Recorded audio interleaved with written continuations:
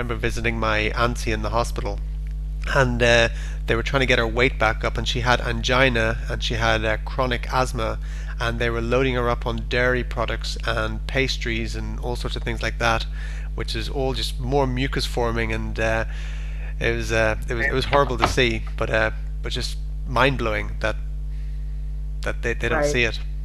Well, and in the hospitals, where you would think that they would be meticulous about serving people food to help them recover, is where some of the worst stuff goes on, Yeah, and it's that way in the United States too.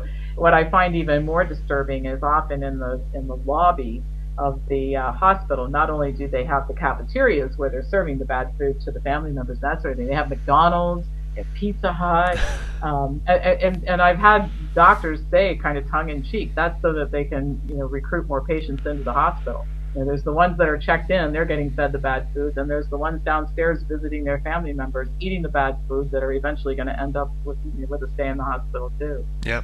So why do you think these really intelligent doctors aren't copping on to the nutrition side of things?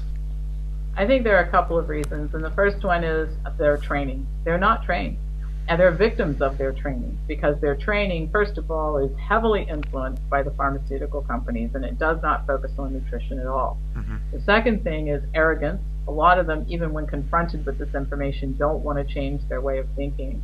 And the third one is, and this, there actually have been books written about this, is that doctors sometimes are not very good researchers. Right. And even when presented with information, they don't necessarily interpret the data very well. And there's a great book written by, I think it's Shannon Brownlee, who wrote a book called Overtreated. And there's actually a company in the United States that teaches doctors how to interpret medical literature to make better decisions about treatment.